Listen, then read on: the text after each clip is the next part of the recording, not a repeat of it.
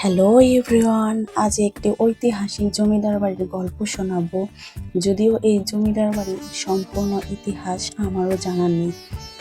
আনুমানিক 150 বছরের পুরনো এই জমিদার বাড়িটি আমাদের মানিকগঞ্জ জেলার সিংড়া থানায় অবস্থিত। এই জমিদার বাড়িটি আপনাদের এখন দেখাবো এই জমিদার বাড়িটির বর্তমান অবস্থা ও পরিণতি।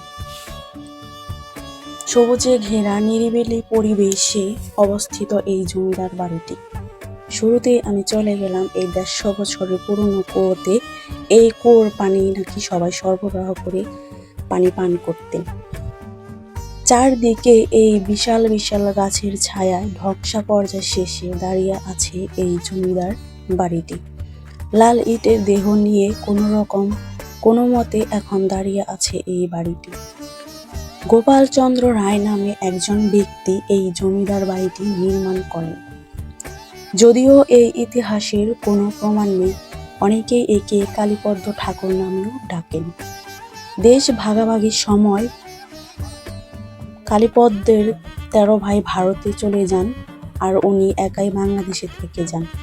ওনারা 14টা ভাই ছিলেন, 13 জন ভারতে চলে যান আর উনি একা বাংলাদেশে রয়ে যান।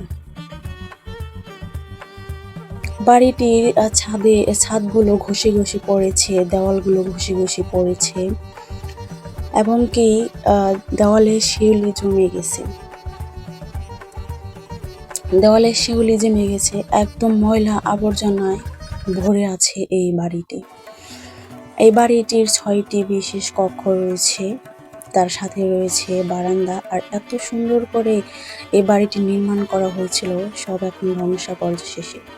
এই বাড়িটির সিঁড়ি দিয়ে আমি যখন উপরে উঠি তখন আমার শরীর ছমছম করছিল, কারণ এই সিঁড়ি দিয়ে বিশাল এক বট গাছ পুরাও শিকড় দিয়ে আঁকড়ে ধরেছে। মনে হচ্ছে এই শিকড়টি আঁকড়ে ধরে সে বেঁচে আছে আজকে কয়েক বছর। আমি যখন ছাদে উঠলাম, ছাদে উঠে দেখি বিভিন্ন পরগাছা জন্মাচ্ছে তার দিকে। বাড়ির দেওয়ালের বিভিন্ন জায়গায় ঘষে গেছে আর ছাদ ভেঙে গেছে। ময়লা আবর্জনায় পরিপূর্ণ, বিভিন্ন জায়গায় পরগাছা বাসা বেঁধেছে। ব্রিটিশদের স্থাপিত পরিপূর্ণ ভবন জুড়ে দোতলায় ওঠার সিঁড়িটি ভয়ঙ্কর সুন্দর ছিল। বটগাছের সিঁড়িটি ভরে গেছে, মনে হয় পরম যত্নে আগলে রেখেছে এই ভবনের যে অবস্থা, কয়েক বছর পর অস্তিত্ব বিলীন হয়ে যাবে, একদম মাটির সাথে মিশে যাবে। এই যে এক অজানা ইতিহাস, সেই ইতিহাস আমরা মূলত সত্যিটা কি আসলেও আমরা জানি না এখনো। বাংলাদেশ সরকারের উচিত এই বাড়িটির ইতিহাস বের করা এবং সংস্কার করা। আর এই বাড়িটি আরেকটি নামে পরিচিত, ভারত বাংলার নায়িকা ঋতুপর্ণার নাকি নানার বাড়ি। নানার নাকি এই বাড়িটা আনুমানিক লোক কাছে শোনা গেছে। তো এই বাড়িটির ছাদটা নির্মাণ করা হয়েছে কি লোহা কাঠের মতো কি যেন দিয়ে।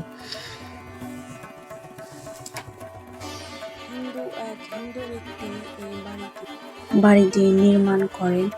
বাড়িটি দেখতে একদম ভয়ঙ্কর, নীরব, একদম পরিপুক্ত একটা বাড়ি, কেমন যেন দেখতে লাগে। তো যাই হোক, 100 বছরের পুরনো এই বাড়িটি, এখানে অনেক মানুষ আড্ডা জমায়, তারপর